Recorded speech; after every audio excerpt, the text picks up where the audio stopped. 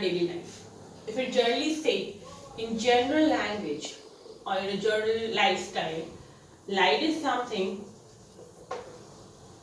that helps us to see or view. Every one of us has heard this thing during our childhood days and till present, that we are able to see object because of light.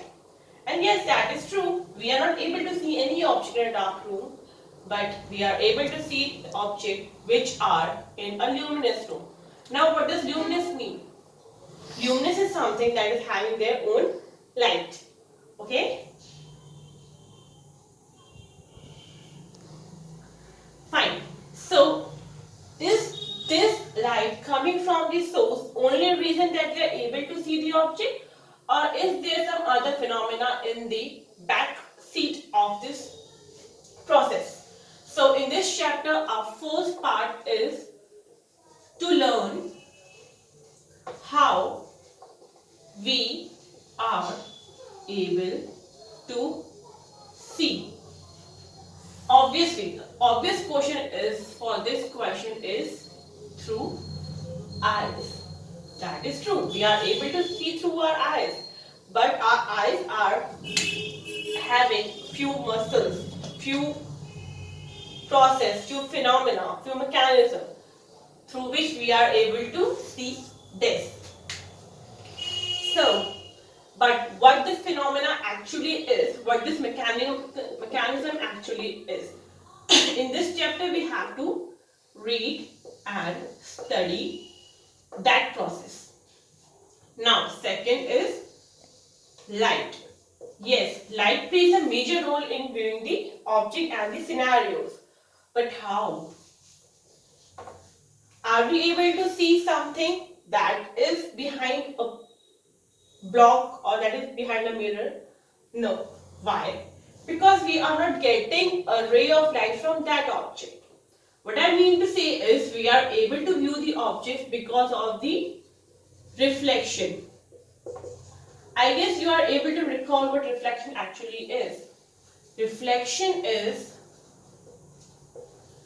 the bounce back of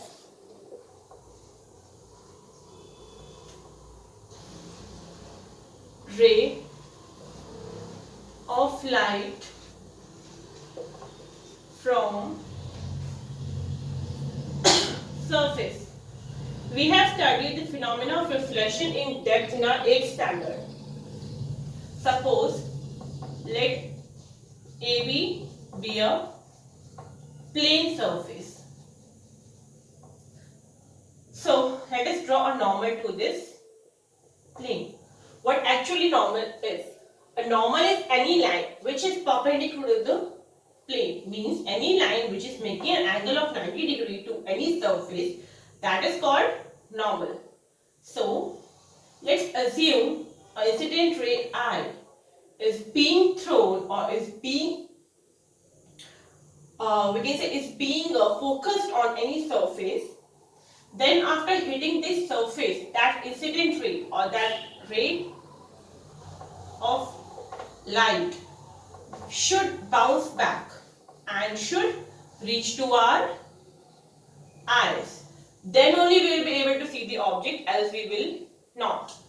Again, for this reflection we have few laws. As we know, physics is totally based on laws. So here again, for reflection process we have few laws. So laws, first law is that angle of incidence should be equal to angle of reflection.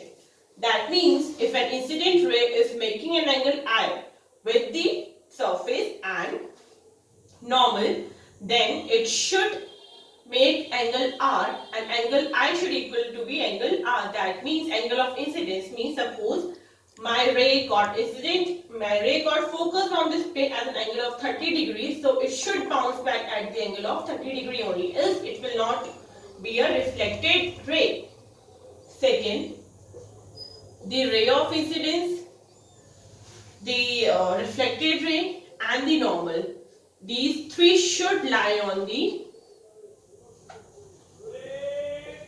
same plane. So for a successful reflection, we have to make sure that both these laws are being completed by the ray of light, else we will not be able to see the objects.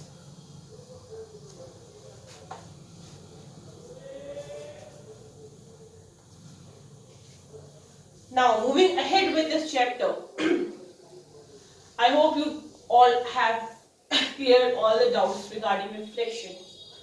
Now we have to understand how our eyes function. So for the functioning of eyes, first is that the lens system of an eye forms an image on a light sensitive screen called retina. Retina is a light sensitive screen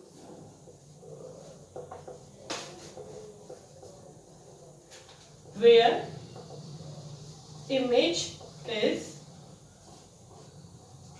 formed. So image is formed on the retina film of the eye, which is a light sensitive area. Now light enters through a thin membrane called cornea. We can say at the entrance of an eye we have a membrane, thin membrane, which is made for the entrance of light, means the major of the light enters through the cornea of the eye.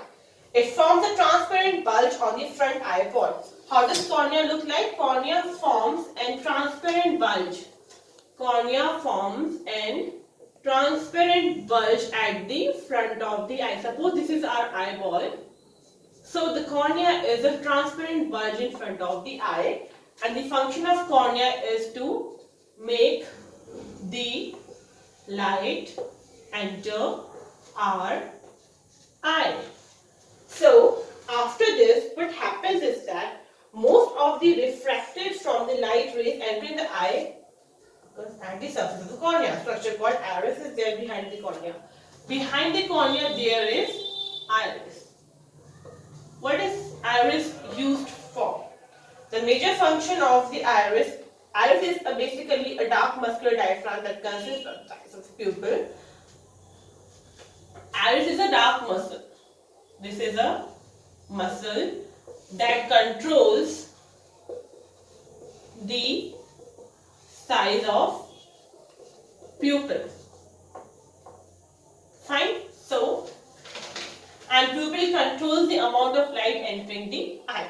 So the light enters through the cornea, and then there is iris that controls the pupil, and pupil controls the amount of light entering into our eye. The lens formed an inverted image on which is real on retina. Then there is a lens between the cornea and the retina that forms the inverted image, and then the real image is formed on the retina. The retina is a delicate membrane having large number of light sensitive cells. These cells are activated upon the illumination of light. These signals are sent to the brain through the optic nerves. So whatever the image has been formed on the retina, that is being sent to the brain through signals by the optic nerve.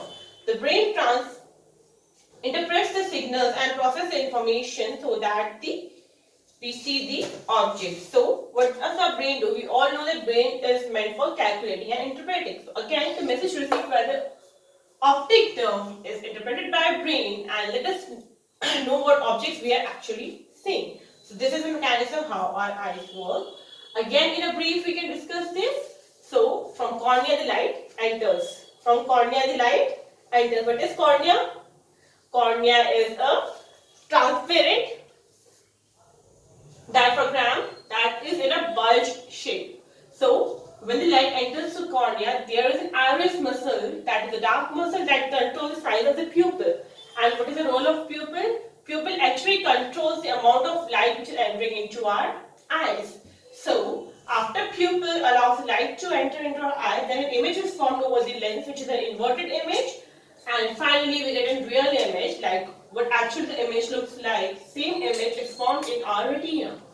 That image is transferred into form of signals, into form of waves we can say, or some sort of other signals that is being transferred by optic nerve. The optic nerve reaches to the brain, and the brain interprets what form of signal it is getting and makes us understand what actually we are viewing. So this is how we see the object with the help of the light and the eyes. So